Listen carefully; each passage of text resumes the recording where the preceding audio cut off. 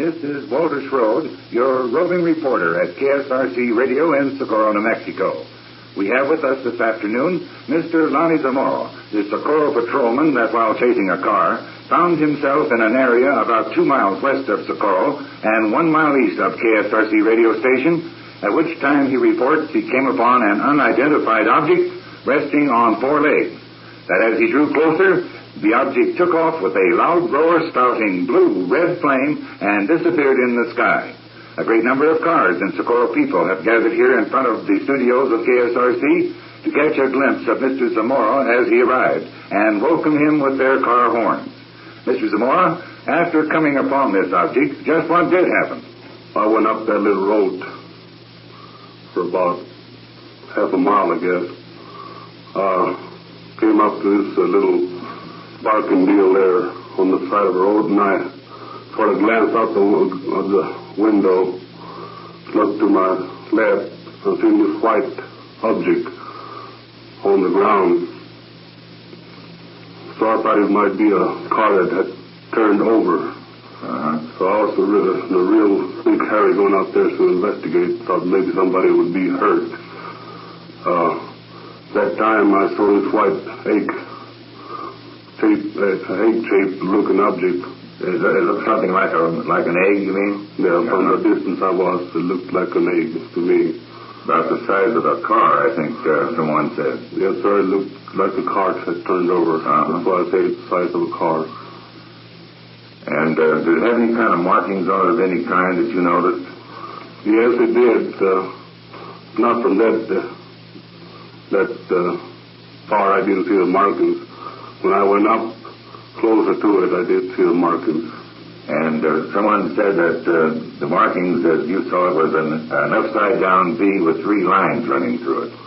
No, sir, I couldn't tell you that because they still don't want me to say nothing about the markings. No, they don't want you to say anything about the markings. All right, we won't question you on that. And if we run into an area that they don't want you to talk about, well, you just say so. And this happened about 5:30 Friday afternoon. It happened about 5:50, about 10 minutes to 6. About 10 minutes to 6. And you did place a call in to Sergeant Chavis of the State Police to come on out and help you with the investigation. As soon as I saw this object, I didn't know what it was. I placed a call to Sergeant Chavis of the State Police. Told him if he would come out there and help me on this. He said, yes, I'll be right there in about a few minutes. And he arrived just about 2 or 3 minutes after the object had taken off and left. Well, the object was still about top of the mountains up there whenever he arrived. It was still, that's the direction it went. It went out over the top of the mountain. And we've heard several reports that it flew low, like it was dragging something, and we've heard some... It was very low to the ground. At the time I was seeing it, it was very low to the ground, up to the perlite mill there, and then it started gaining altitude. Now, also, it was reported to me that when you first drove up into this area and sighted this object, that the motors were running and it was going bzzz, bzzz, bzzz, or some such sound as that. Is that correct? I couldn't say because it happened so fast.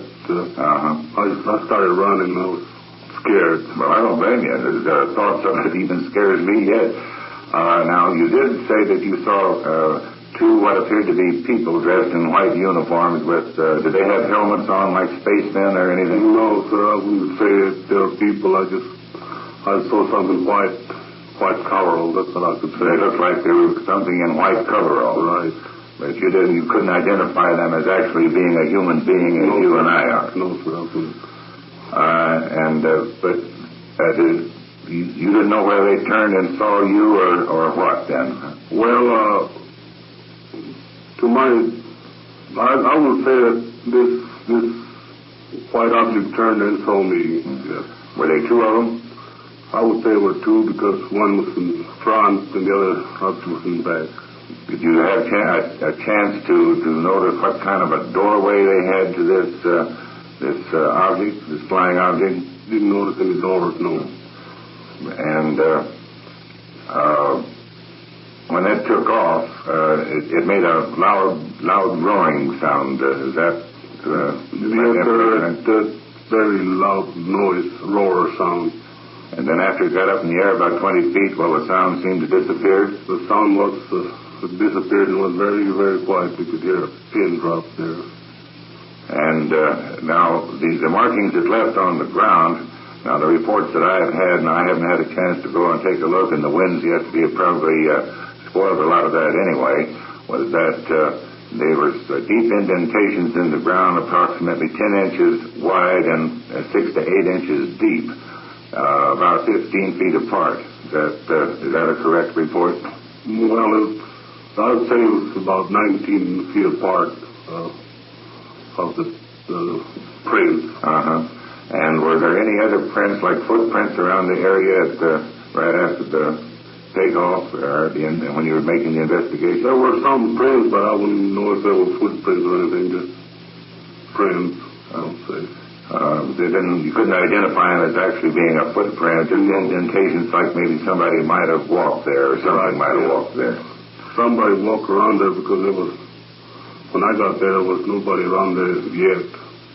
Now, there was, according to a report on one of the television stations in Albuquerque, claimed that they had a call just about 5:30 in Albuquerque of a sighting of a flying object flying in this direction. Did you hear anything about that? No, sir, I didn't. Which, if that be true, means that someone in Albuquerque saw this object flying in this direction just prior to your sighting it. And which corroborates the fact that there was something here.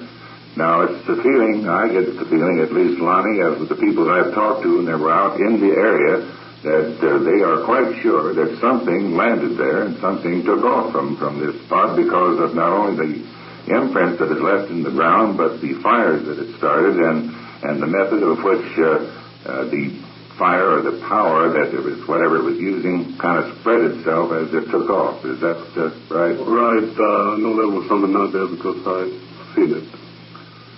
And what was your immediate reaction as soon as you realized that this thing might be an object from outer space? Well, I didn't think it would be an object from outer space because I don't believe in things like this from outer space. Well, it was something that you'd never seen before, and it was enough to scare you to run in the other direction. Well, what scared me was the loud noise and the flame that it had under it. It had a large flame then as it took off. Was it a yellow flame? Or it was a bluish, orange flame. I thought this object was going to blow out. That's why I started running back. And did you notice whether these arms that it was sitting on retracted back into the object as it flew away? Or you didn't have time. And besides just running in the other direction at that time, I would have done too. Are there any other things about this sighting that you think our listening audience might be interested in, or something that you'll be allowed to tell us? No, that's all I saw. And did it disappear into the high sky after it got over around the perlite, or just yes, sir, it flew low to the perlite mine. Then from there on, it just so fast that you could barely bring straight up in the air. You had to be paying attention to what you were looking at to see what it was doing. Well, do you think we're going to get any more of them around here? Hope not. Not immediately. Well, it was quite an interesting experience, I'm sure, and it has caused an awful lot of comment. Did the investigators that were called in make any comments at all in one direction or the other, with the exception of that they do not have any such object in this area? Oh, they're still puzzled themselves, yes. And there's been no report on the samplings they took of the area around there from the burning brush and the area that the blast hit the ground. That might give them a clue as to what kind of power was being used on this. No, sir, no. Well, I think I've just about covered it here. Let's see. It wasn't dragging anything. We had a report that it was dragging something as it led. No, I wouldn't say it was dragging nothing, just low to the ground. And you can't think of anything else then about the sighting of this flying object that our listening audience might be interested in? No, that's all I'll say now. Well, Lonnie, I'm sure you've been getting an awful lot of questions and a lot of inquiry. I imagine you're beginning to get a little tired of it, actually, for so many people calling and asking you about it. Maybe this will be one way to keep too many people from having you have to go through the story over and over again. Right. Well, it's been a real pleasure talking to you, Mr. Lonnie Zamora. This is the gentleman, the Socorro patrolman, that Friday at around 10 minutes to 6 come up on an object, a flying object, an unidentified flying object, as the government prefers to call them. Excuse me, Walter, I got some military people at the service office who want to talk to me now. I believe they're from UFO. Would you have some military people that are here from UFO to talk to you right now and to ask you some more questions about this? And they have not in any way tried to indicate that they didn't want us to cover this type of news yet. No, sir, I just told them I was going to come here and talk to you on the radio station. He said, all right. Well, that's fine, and we would be interested in knowing what they think about it if they will allow it, and after you get through talking to them, if you would call us back here at KSRC and to give us some of the information that they might allow you to let us broadcast. We'd be glad to. All right.